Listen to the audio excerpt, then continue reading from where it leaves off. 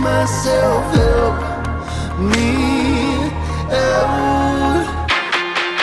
Have my bed, then you let go. I'm fighting with that too. I'm standing alone. Just like that, you left me cold. I guess at the end of the day, it's just me and my phone.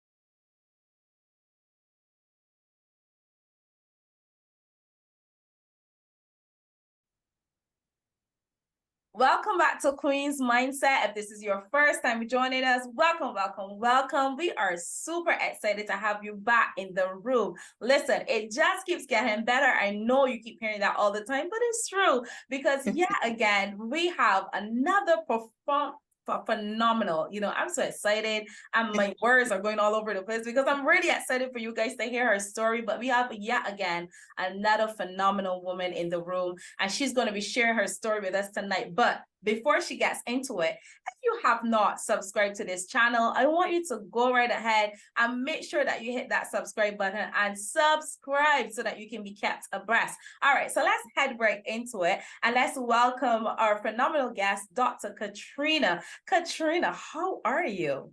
I am great.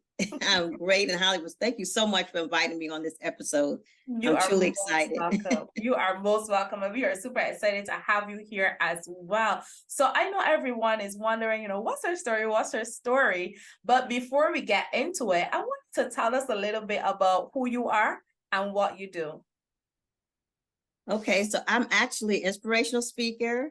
I'm a 4-time best-selling author, co-author. I'm an advocate of breast cancer, and my media is actually my current job is actually I'm a professional in media and radio broadcasting. And I'm also an entrepreneur. I'm a CEO of a nonprofit. It's called MAIN, stands for Mammograms Not Enough Incorporated, for breast cancer awareness. Wow, that's just beautiful. That's just beautiful. And like I asked all the other phenomenal ladies, where do you find the time to juggle it all? Where do you find that time? No, I just make the time. I just really make the time. I'm in like between my jobs and my own nonprofit and all my professional organizations. I just make the time because that's my passion, to be a blessing to others, and it's my gift. So I just enjoy being a blessing and doing what I can do to help other people. Amazing. So yeah. So Dr. Katrina, you have a phenomenal story that we want to hear, but I want you to start by telling us from the beginning. Tell us where it all started for you. Well, actually, it all kind of started as far as me knowing God and loving God and just passionate about what I do. Because I grew up as a PKD. And my mom used to always say, PK. So I'm a preacher's kid daughter. My grandfather was a pastor in Waynesburg, Georgia. So I grew up in a church, got baptized young. And then when I did leave, because I'm originally from Long Island, New York. And when I did leave New York, I went to Morgan State University and graduated. And I know my mom used to always say, make sure you find a church home. And I did, New Psalmist Baptist Church. And so I wanted to make sure that I was more grounded and just in my faith, getting closer to God. So I got into a 3-year discipleship program and to grow closer to God. And that was amazing. And as time went on, I got married. And then after I got married, it's just amazing. After I got married, just things, a lot of things happened. When I was young, I had a sister that this is one death that was really, really hard for me. And that was my first time dealing with a sibling that passed, and she was 36, my only sister, my older sister. She died suddenly of a brain aneurysm. So that was extremely hard for me, and one of the hardest deaths I had to really deal with. And when that happened, from that point on, I looked at life so much different. And because I never knew, because she wasn't sick or anything. I mean, I was talking to her like 1 week, and the next week, she was gone, and they had to pull a plug. And so I looked at life so much different because I never knew that me hugging her and saying I love you was going to be the last time that I would see her. So I look at life now, it's not promised, and life is so short. So anytime that I see someone, I cherish the moments, but even family members, I always make sure I say, I love you. Cause I never know when the last time, you know, I'm going to see them. Even when I walk out the door, I tell people, we have to stay prayed up. We have to be covered, because when you walk out that door, it's no guarantee that you're going to come back in. It's no guarantee, you know. And in life, we just have to learn that, you know, things happen at a blink of an eye. And you know, I've been through a lot. I had I was pregnant and lost a baby at she was stillborn in 2008, and that was extremely hard. I mean, yeah, I still don't have any children. And at the time when it was kind of trying to, maybe thinking about adopting or just trying to, start trying to find children, my husband got diagnosed with prostate cancer, and no family history, nothing. And it was just, and then on top of that, because I was still at a point trying to have a child. It was hard, having a husband, knowing that we really couldn't have a biological child. And that was something that God took me through that for a reason, because when he got diagnosed, I had to step in. I took over everything because, men, they're not strong, and they're scared. So, and he had a lot of options. A lot of times when we go through having a chronic illness, we have to not jump at the first option of treatment that we have. So I stepped in, and his doctor had was telling him that he needed radiation, but I started researching and doing a lot of and that for his particular diagnosis, I said, I don't think radiation is good for you. So it just so happened that at that time I had a girlfriend's a husband's uncle that had a procedure in DC, and they did a robotic surgery. So we said, well, so I looked into that, doctor did research. So we went to see him, and that's where he actually went. He went there, got the robotic surgery done. And I remember, I'll never forget when the doctor came out, and because usually the doctor gives you options, tell you, what he saw on the, like the MRI. And he said, I never seen anything like this. And we both looked at each other. We was like, oh my God, what is he talking? He said, he has 9 areas of cancer in his prostate, 9. So we were just like, oh my God.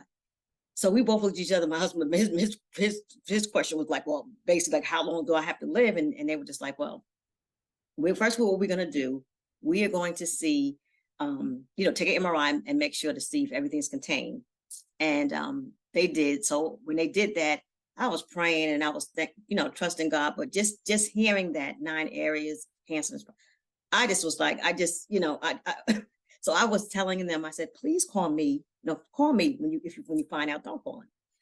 So they called me, and my heart was like beating, like about ready to come out of my chest.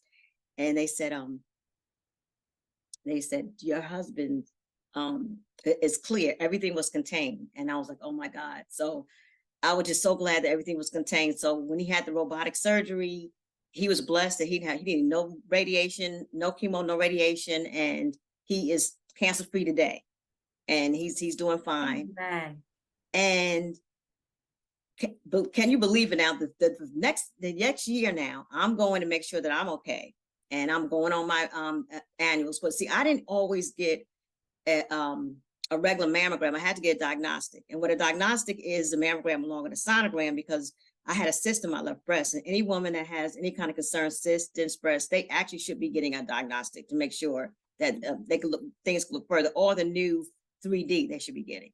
So my story is, I was going to get my regular annual, and it just so happened that this particular radiologist noticed that I had a hard nodule.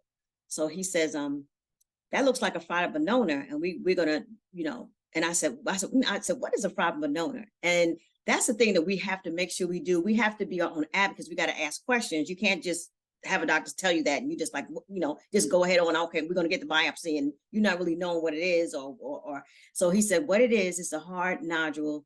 It's usually benign, but because of mimic cancer on a screening, that we have to do a biopsy. So I said, okay. So they did the biopsy. So when a woman gets a biopsy done, procedure is she has to get a titanium clip put in. So if they have to mark that location, if they have to go back in. So I was just like, no, I no, that was nothing but God. I said, no, I'm not, I don't feel comfortable with that. I said, just do the biopsy without the clip. And they said, well, we don't, we have to go back in. I said, whatever you have to do, mark it on the pencil, whatever. I said, I just don't want it. So, and most times they know when they look, they can, if it's cancerous or not. So because they kind of probably figured it wasn't, they just said, okay. So I did the biopsy without the clip. It came back benign. Everything was fine. And then the next year I went back. I didn't actually get a diagnostic because the area where I went to get my mammogram, they had the location changed. So they said, well, we're not going to do a diagnostic. If we see something, we'll call you back. So I'm saying, I said, okay. 2 weeks later, I get a call back. Well, we see something, we have to. So I said, oh, God. So I go back and I'm in there for hours. I went on my lunch break and I went in there for hours. And they kept looking at the same breast. And mind you, I don't have a lot, and mammograms hurt. So I'm thinking, what are they looking at? And I was like, you're looking at the same breast? I said, whatever. So, but I was in the waiting room and I heard the radiologist say, I'm concerned about the nod. He was saying he was concerned about a nod or whatever. So I was just like, still, I was just annoyed. So when I went in and got the mammogram, the diagnostic done, they leaned me back, and I never forget, the lady took out her ruler. I said, oh my God. They said, well, we see something. We're gonna have to do a biopsy. So I said, okay. And they immediately scheduled it like for the next day. And this time I tried the no clip thing, but they was like, no, we're gonna. So I just knew when I heard them tell me no, that I knew they was gonna have to go back in. So, and all I can think about at that time was, I had a close friend of mine that I grew up with. She was scared and she waited, and by the time that she went, they said it was going to do the surgery, and her lump grew, and it got to the point that she never got the surgery. In like 6 months, she was dead. Then I had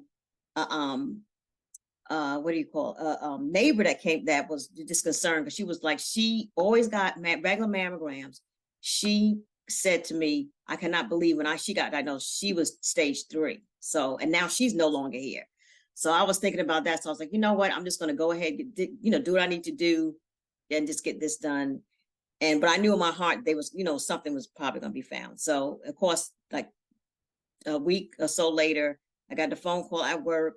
I'll never forget. I had to go in the back and listen to him say, you have cancer cells, and you have ductal carcinoma. It's at that time they said it was invasive, and I even had them ask them to explain that, and they were saying we have invasive when it's a little bit breaking away and everything. So I was like, okay, what's my next step? So my next step was actually to see the surgeon. So I went home. I told my husband, this is a year after. I just I couldn't believe it. I was crying and so upset, and no family history, mind you. I was working out, doing Zumba and everything, and I'm like, how can this be happening to me? And the first thing my husband said, he said, if God did it for you, he's going to do it for me. And I just trusted God, and I did. And I'll never forget when I went to the doctor for the first time to see what my options were. I had so many options. I'll never forget when he said, you are blessed that your radiologist looked further. He said, because your mass could not be seen or felt on a regular mammogram screen. And I was like, what?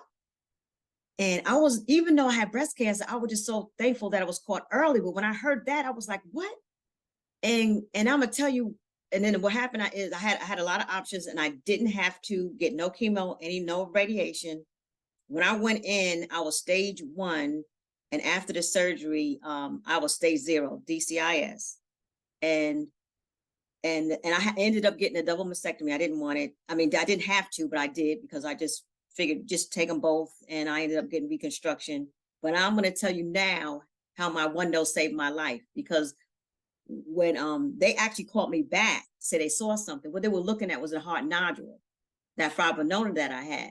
But because I did not have that, because I said no to that titanium clip, they weren't able to mark the exact location. So that's why the radiologist was making sure. So that's why he had said to me, he said, I can call you back for that. And it wasn't clicking. So that one note saved my life, because if I would have got the titanium clip, I could have, well, I had a slow growing, I could have walked around today not knowing I had breast cancer. And that's where mammograms is not enough came from. I birthed my nonprofit. I started out with a blog on Facebook, inspiring people, giving them education. And then I birthed my nonprofit in 2019. And mammograms are not enough, but mammograms are not enough. And a lot of young, especially us as Black women, are getting breast cancer, and they cannot get a mammogram. So mammograms are not, and men get breast cancer too. Wow, that's just wow. I'm just here. I'm just like lost for words because that's really a test of resilience right there, just seeing how you would have had to deal with your husband, having to go through that. And then now having to deal with yourself, having to just a year Yes. apart, like that's a lot. Mhm. That's a lot, but it's an attest to your strength, to your perseveration and how you were so secure and confident in God to know that, what, I'm gonna come through this. As scared as you were, as afraid as you were, you had God there. So I want you to tell us when you got that news, and like you said, you were terrified, of course. What was your first thing that came to mind? Like, what was the first thing that was running through your mind when you got home with that news and you had to share that with your husband?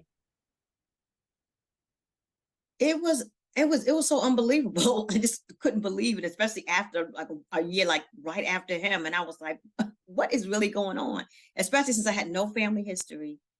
And that's another thing. A lot of women are getting breast cancer, and it has nothing to do with their family history. It has to do with it's all about life changes and diets. And so I was in awe. I was just stunned. I really, really was. But I know that I learned through the experience that, and I had a dear friend of mine said, when you're going through a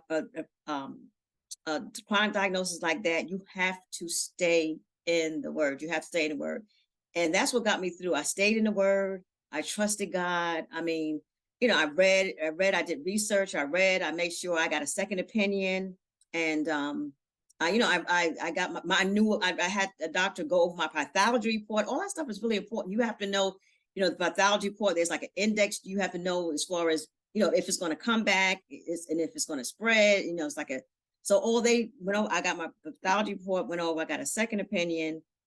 And it was to the point that God gave me so much peace because I trusted him, and I just stayed in the word, and I prayed because when my friends and family found out, they was calling me because they was, know how I'm like an emotional person. So they was like, oh my God. And when they would call me, they were like, I can't even cry because they said, you're going to be okay because you acting like you a doctor. Because I was like, okay, they told me it was invasive. And then I broke it down what the invasive was. And then I said, and then this happened and this, and I said, I got this. And then it was like, okay, you're going to be okay. I can't even cry. But one thing I know, I got a little bit overwhelmed because sometimes, you reach out to other survivors and other people that went through, but everybody's story is different. So some people may give you advice that is really not for you because, your story is different. Because I will talk to other people that one person I think had a mastectomy on one breast, not the other. And she had to go to like so many revisions. And it was because she had chemo and radiation. If you have chemo and radiation, your recovery time and everything is going to be different. I didn't have to have chemo and radiation. So thank God. I mean, I'll be 10-year a survivor in October the 1st. I think I'm the only one in the world that got diagnosed on October the 1st, breast cancer.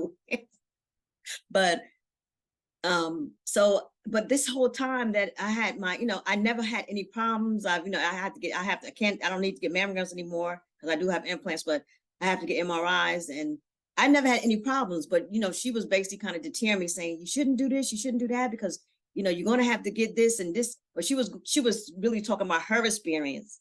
But we're too, everybody's body's different.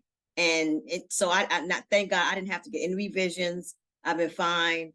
And I just, I'm just thanking God that I'm still here to help and educate other women, to let them know. I always educate, let them know. And every time I have workshops during the pandemic, I had a series called Living Healthy and Wise. And I'm always up on new technologies, and I get speakers, because there's always new things coming out and things that we need to know, because it's a lot of disparities, especially when it comes to African-American women. So I'm always up on what's going on, what's not going on, and what, letting people know, hey, this is what's going on. This is what you should be doing. If you go to the doctor, you have dense breasts, and they're not telling you need to get diagnostic, tell them you want a diagnostic. If they don't have the new machine, it's a 3D. That's the next best thing to a diagnostic. Go to a facility that has a 3D. Do not just get a regular mammogram. I said, because, mammograms are not enough. So it's not. and I'm a witness to that. Wow. Wow. Wow. Wow. You know, Dr. Katrina, you mentioned something there earlier. You said that you were basing your experience on someone else's experience. And I thought that was such a huge gem, you know, for women to capture. For those queens who are watching us here tonight, that, you know, sometimes when you are going through situations, it's okay to get that inspiration from others. We want you to get that, but you have to know what is for you to take or what is for you to leave. And because you can take some stuff that is not for you. So had you done that, you would have just brought overwhelming fear and worry upon yourself, you know, unnecessary things upon yourself without recognizing, hey, you know what? That, yes, that happened for her, but for me, it's going to be different because I believe that God is going to intervene in this situation and it's going to be turned around in my favor. So I'm saying that to that individual right now who's watching us tonight, and you're hearing Dr. Katrina's story here tonight, and you're thinking, oh my goodness, you know, maybe you have that. Maybe you just got that call from the doctor and the doctor said it didn't look good. I want you to feel encouraged and don't worry about what the report of the doctor said. We're going to only focus on the report of the Lord and what he says, and that's it, nothing else. So we are continuing on, and you're sharing your story. You said something earlier too as well that I want to go back to. You said that you had a stillbirth, you know, in 2008, and you said you never were able to get children after that. So tell us about that process and how that has been for you.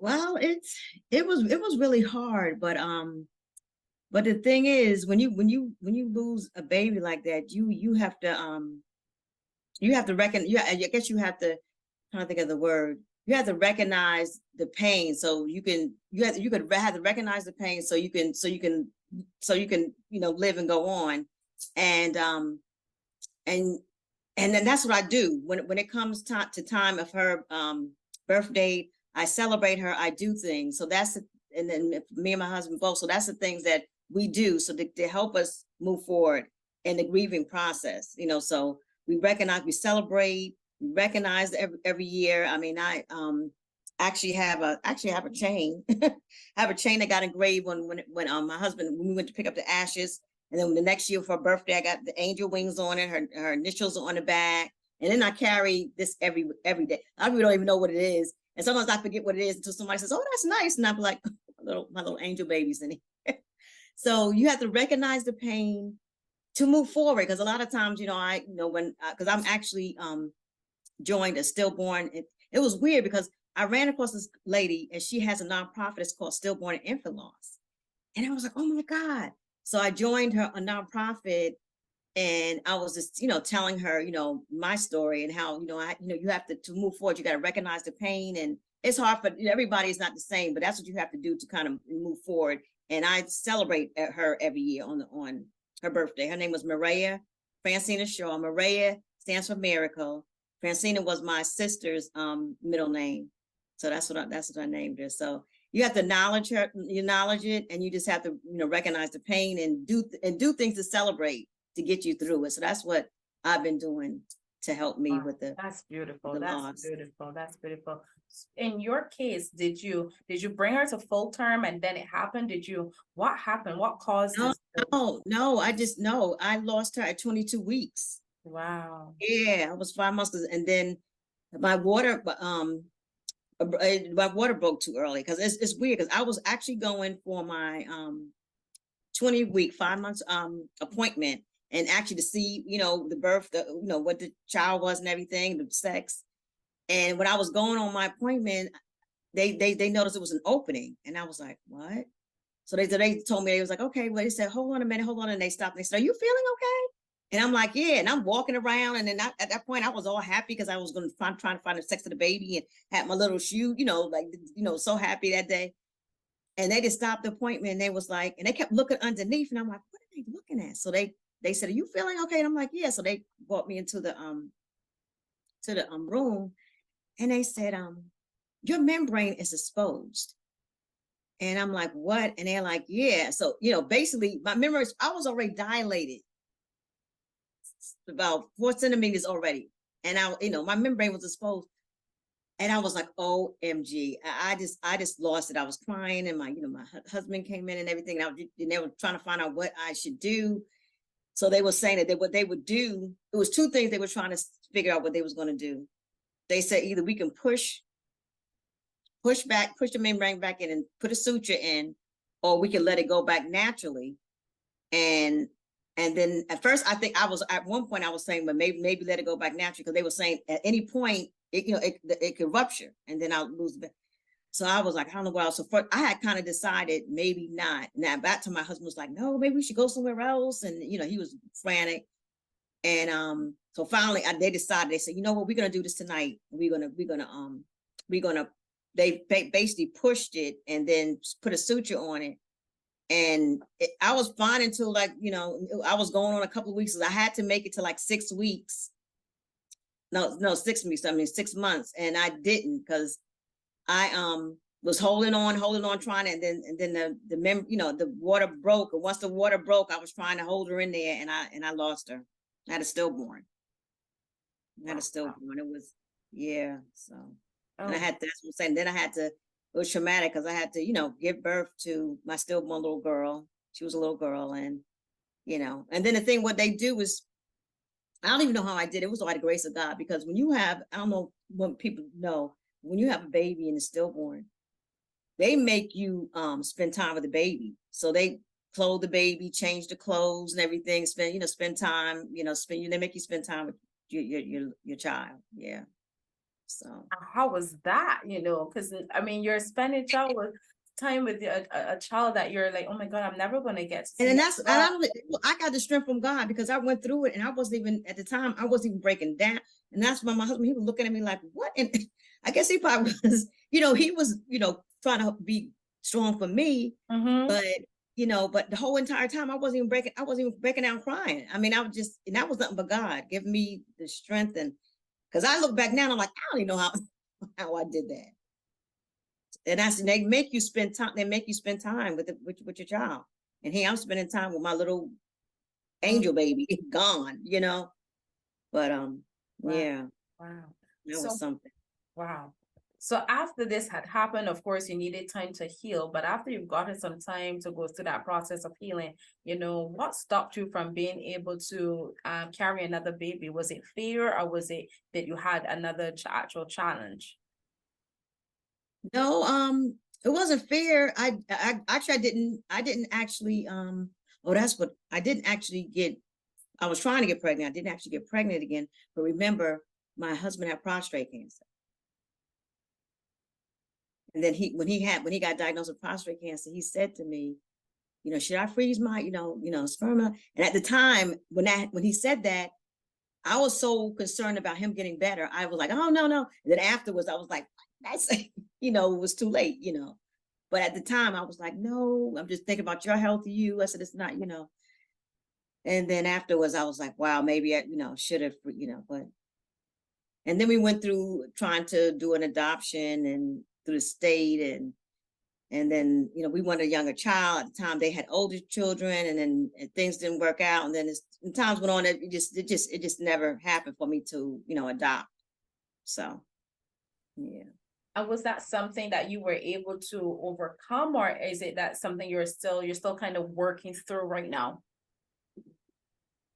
No, I'm older now, so I'm if it happens, I think it happens. But now I'm fine. I'm fine with it now.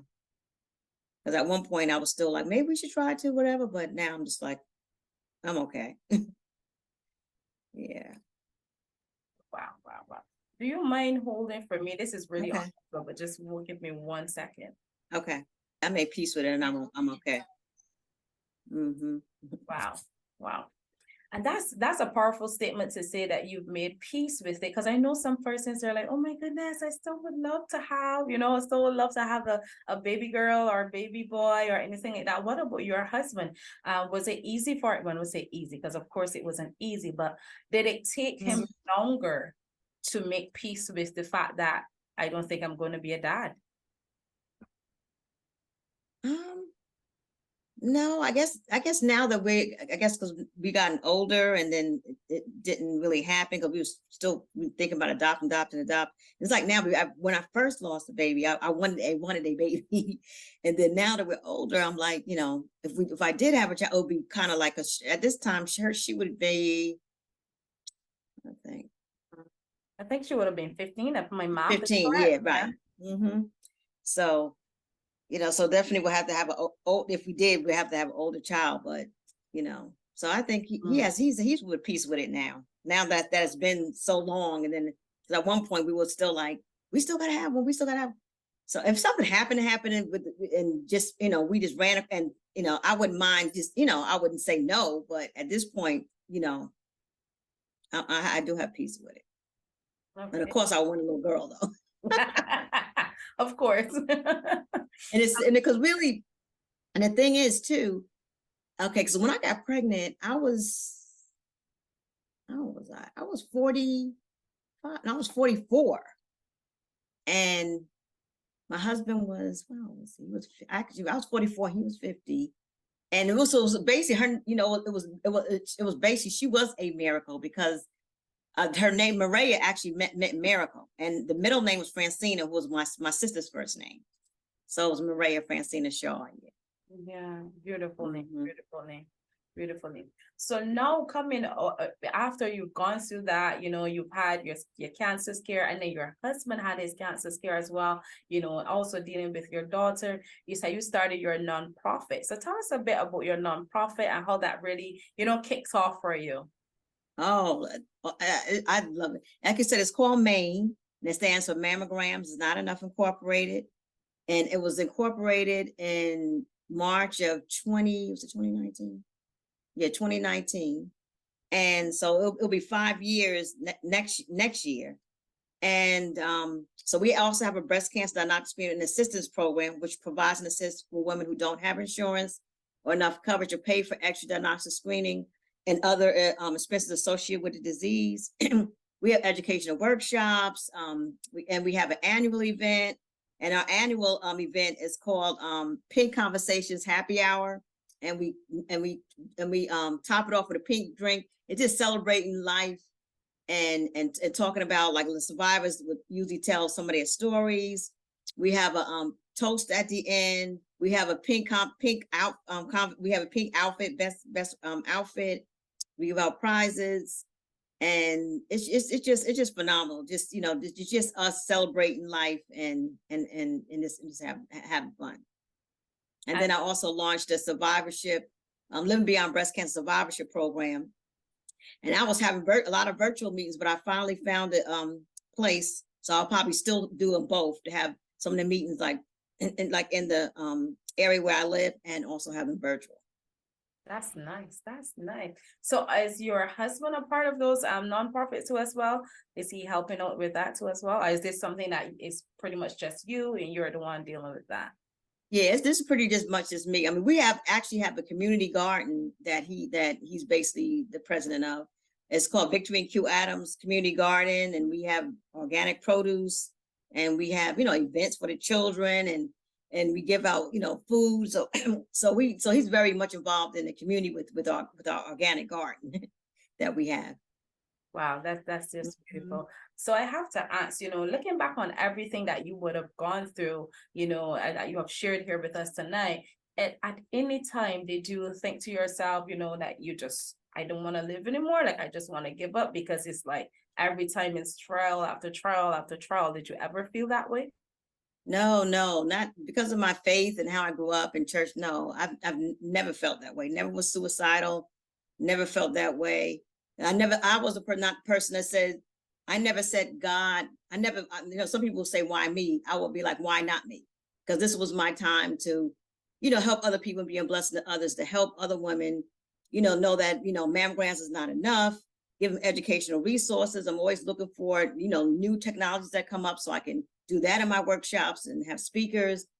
And I'm always educating. Now, just whatever I can do for someone else that doesn't have, because breast cancer didn't run in my family. So just let people know, for as eating right, eating organic foods. The organic may be expensive, but I'm thinking is what you need to do, what you need to do to stay alive. I mean, so I'm always, just trying to pour out education, and anytime I could be like on here, like on a show, on a podcast, and I keep saying I am, but I definitely will do soon. Start my own podcast, and I actually work in TV. I work for ABC affiliate.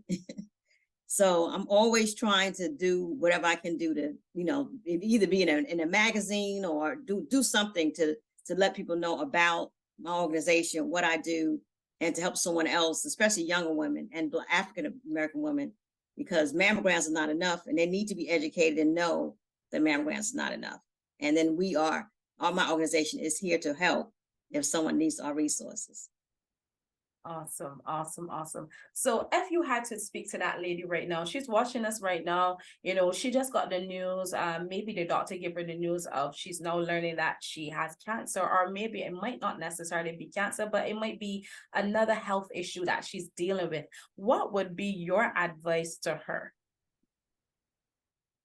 My speak to her is, first of all, don't give up. And first and foremost, you have to pray.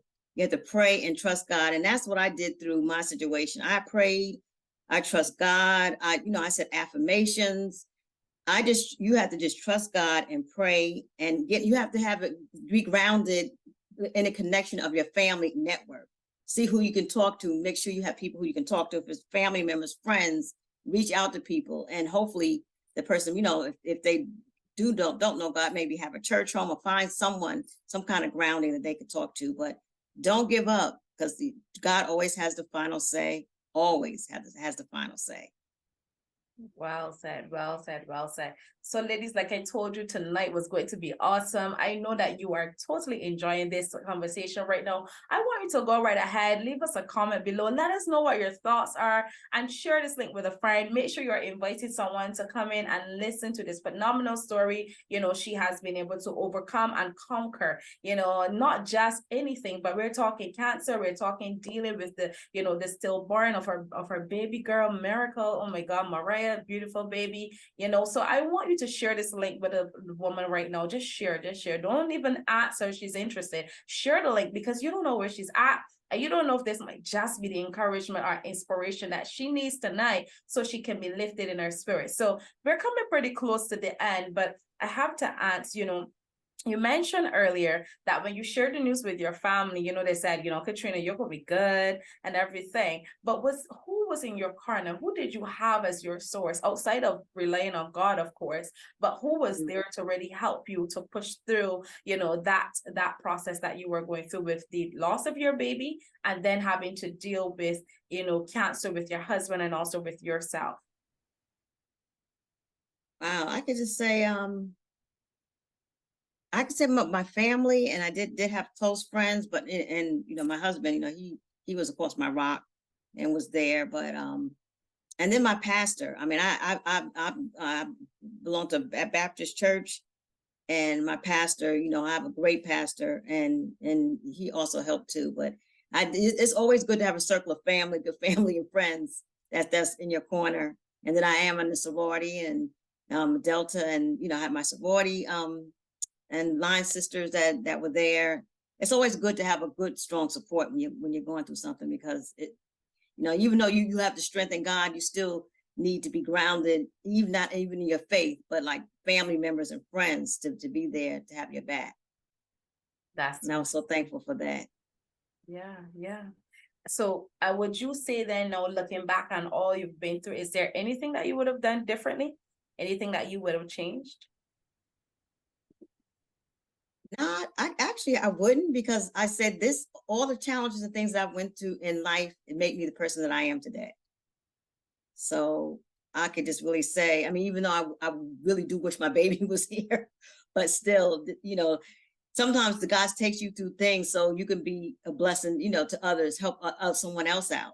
And that's basically what I learned from it. And that's what I do. I'm just blessed to be a blessing to someone else. Beautiful.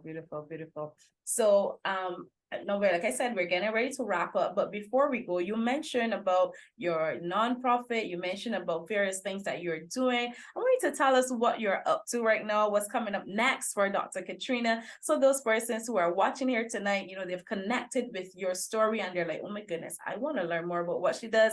I want to be a part of that nonprofit. Maybe they want to give, let us know what you have coming up and what you're working on so that we can all be a part of it. Okay, well, actually, what actually is coming up is the Pink Conversations. Pink Conversations is our next annual event, and that date is October it's the last Friday. It's on a Friday. It's actually called Pink Conversations Happy Hour. We have it for an hour. We toast. We at the end of it, we toast with a pink drink, healthy pink drink. No alcohol, nothing. But that is our next event is called Pink Conversations Happy Hour. We're celebrating life with a purpose. I love that. What about your nonprofit? Tell us where we can find you online. Like, what's your Instagram, Facebook page? Tell us where we can find you. Oh, okay, the nonprofit is maininc.org, and Instagram is main@maininc.org. And I have two Instagrams. The other one is KLS2DST. And my Facebook page is Dr. Katrina Little Shaw. And then I do have a Facebook page for my business is Mammograms is Not Enough INC. There's no like dots or anything. It's all together. Mammograms are Not Enough INC. That's Facebook. And that's it. And LinkedIn is I have it actually on LinkedIn. LinkedIn is just Katrina Shaw, and it's Mammograms is Not Enough. And on LinkedIn also.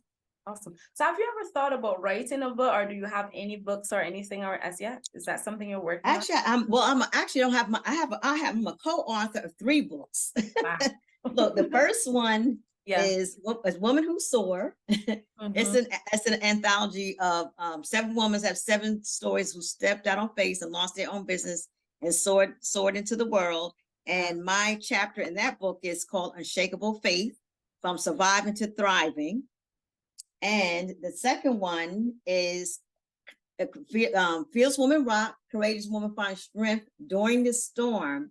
And this is a good one. It's basically telling my whole entire story of our survivorship. It's my husband's story goes first, and then I go first. So it's a really deep story, and it tells about the baby. It tells about the whole entire story. And title this is called From Pain to God's Purpose. And that's in this anthology.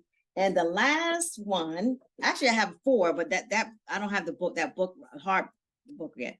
This is The Stoppable Warrior Woman, and the author on this one is Bashan Shaw. And my title in this one is From Breast Cancer Survivor to Breast Cancer Advocate. And the last anthology I was just in is VIP, is Victorious in Prayer. And the main author is Dr. Renee Huffman in that one. And then it's called VIP Victorious in Prayer, Declare and Decree. And my actual topic is on healing. And I talk about healing and my story and everything. So those are the 4 books that I've co-authored. And the next one will be my own. own. That is beautiful. Congratulations on that. Congratulations on that. Because you didn't just have 1, you have 4. And that's major. That's major. So, ladies, like I said, we are coming very close to the end. But before we go, if there's anything that, I didn't get to ask you here tonight, but it's resting on your heart, and you really want to share it with the women who are watching here tonight, I want you to go right ahead and just share your lasting words before we go. I would like to tell anybody and everybody, if you're going through anything, you need to stay encouraged, trust God first. Stay encouraged, trust God first, and know that God has a final say in anything. So just as long as you put God first, trust Him, and know that He has the final say, you'll be able to persevere and get through anything. And I want to thank you for listening today, and God bless you. Beautiful.